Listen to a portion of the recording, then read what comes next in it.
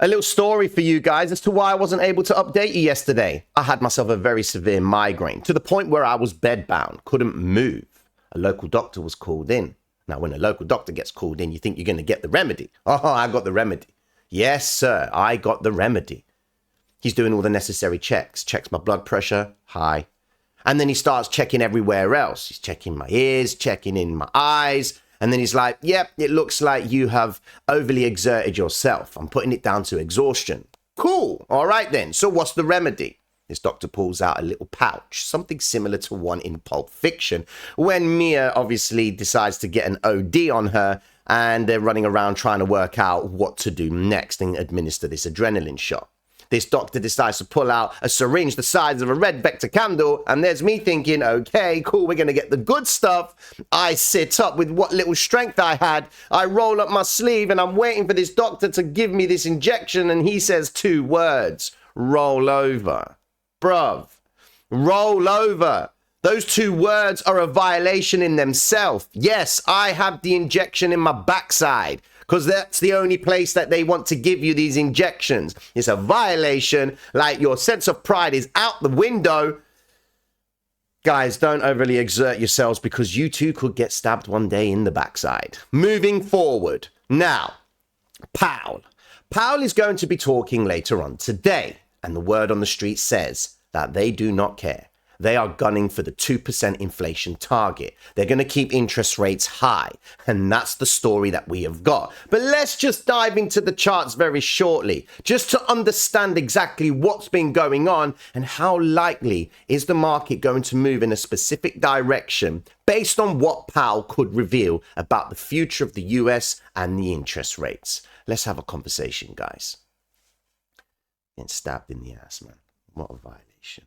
So we make reference to the video that I last uploaded talking about the zones that Bitcoin would likely take on the back of Nvidia doing successfully on its earnings announcements. And that's exactly what we got. We got the move to the upside, as you can see, the green arrow, where they came into the 200 EMA. Happy days. So everyone was pumped about Nvidia.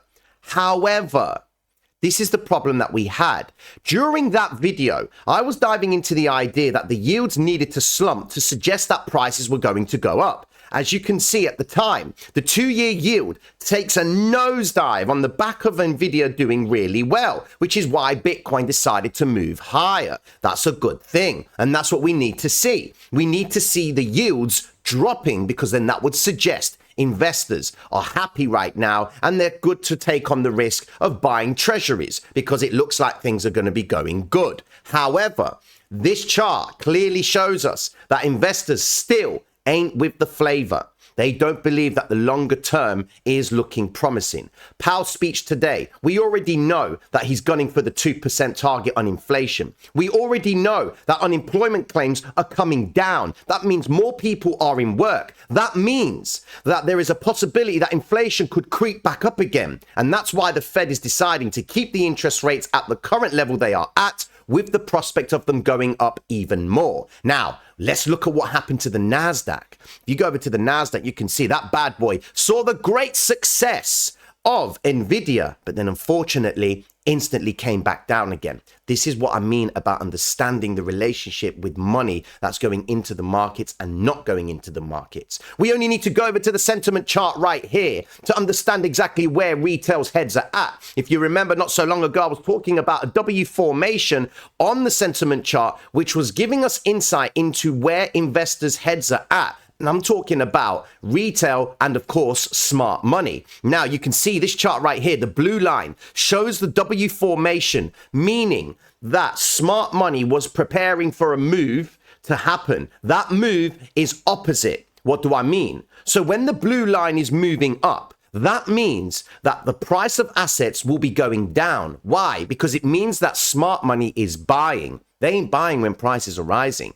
That's what the red line shows. The red line shows retail's behavior. And you can see that both of these extremes represent where smart money and retail traders' heads are at.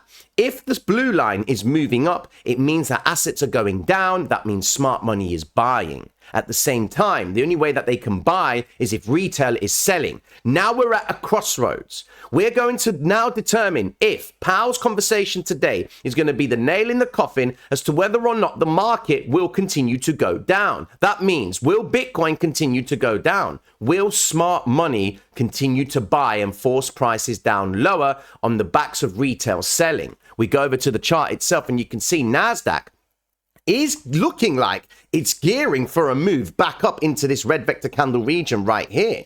Now, that could be on the back of what Powell says. Now, we're going to be looking for very important comments from Powell. Will he give us the information? Will he come across and give us the idea that maybe there could be a terminal rate in the future, but not anytime soon? The markets are going to be listening very carefully to his tone.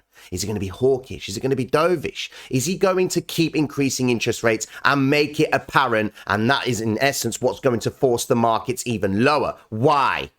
Because if the interest rates keep on moving up, the only thing that wins is what? The dollar.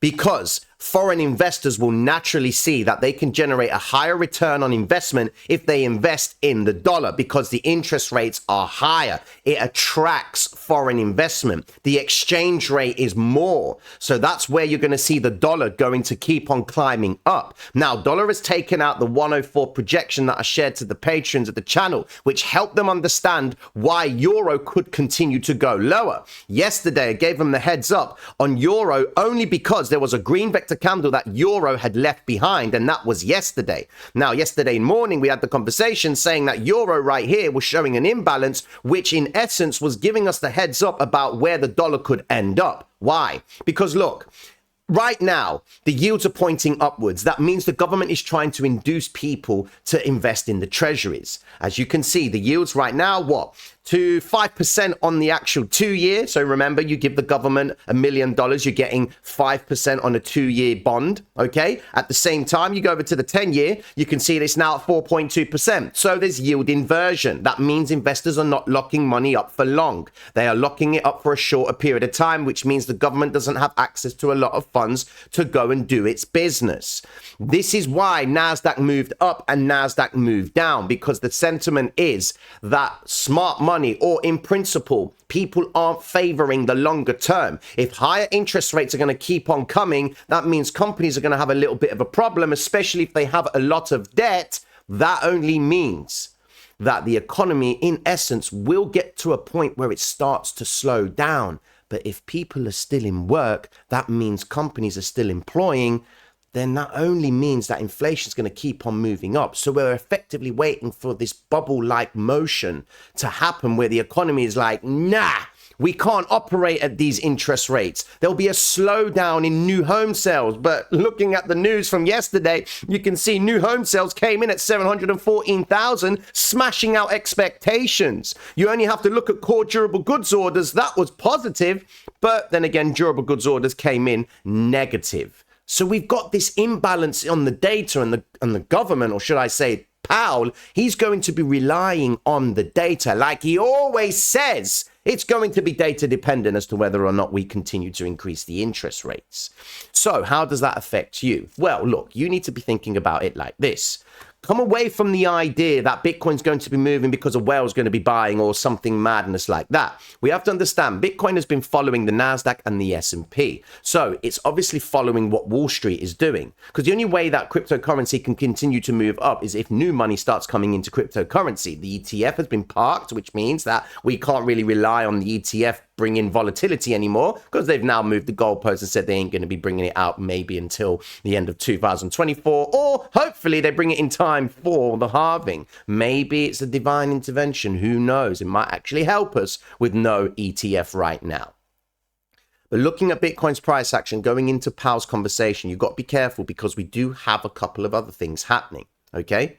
We've got several central bankers all meeting up together, which is, of course, the Jackson Hole Symposium. And they're going to be talking about where they think everything is at. Now, it's not disclosed what they will talk about because it's all behind closed doors. But these are the bankers. And in my honest opinion, I think they're going to influence what the Fed's going to do. In the last meeting, they were like, look, interest rates are too high right now. And then, of course, the Fed keeps on increasing interest rates. So who commands? All right. Now, we have also got the consumer sentiment coming out. Now, that's a measure for where they think the economy is going. And the crazy thing is whatever this reading is usually dictates what it's going to be economically. So if they believe that inflation is going to go up, then inflation is going up. But we've got the data. Look at the jobs claims right here. They had projected 239,000 more people in unemployment claiming. Now it's 230, so less people are claiming benefit. That means more people are working. That means there's now an opportunity to spend more money. That means inflation is likely to go up. That only means that now foreign investors are going to be liking the idea of a stronger dollar because they're going to generate a better return on their investment. So as long as the interest rates keep moving up, the value of the dollar is going to keep moving higher. Euro's going to keep on dropping, and the Nasdaq and the S&P, well, usually when the dollar goes up, Nasdaq and S&P tend to see the benefit of it. But if investors aren't liking where the economy is going, native investors, they ain't going to be putting their money into stocks. They're going to be seeking the safe havens. They may even go to the dollar itself or sit in cash positions. Okay?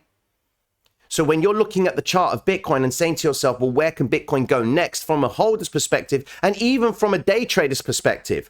Bitcoin has done nothing but hold out inside of this zone. I would naturally expect a little bit of volatility for Bitcoin to try and move up first, okay? Because they are holding inside of the psychological range, as you can see right here. There's a psychological high, which sits at the 26,211 zone.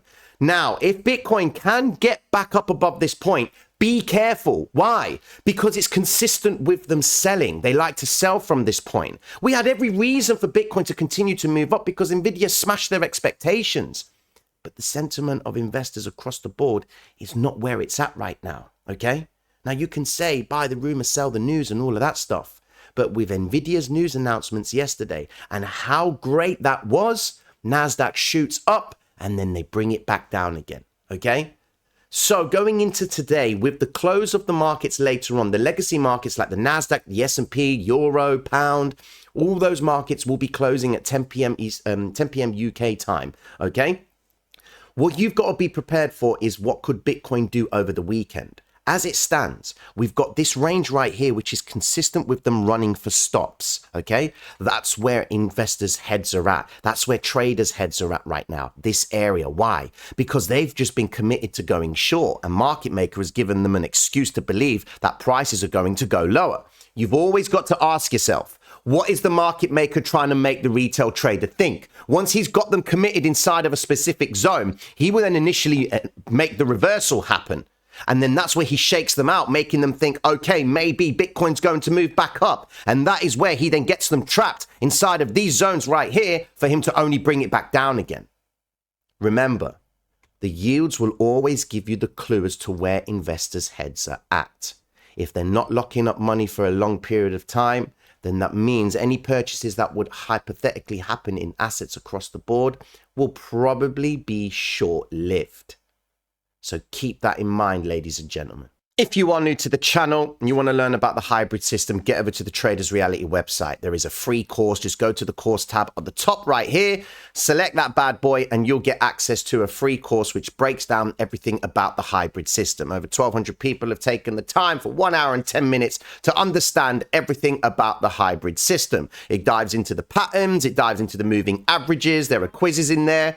And then, of course, you'll be geared up with everything that you need so that you can understand what I'm talking about when I make reference to these specific indicators that we use in the hybrid system. Cool.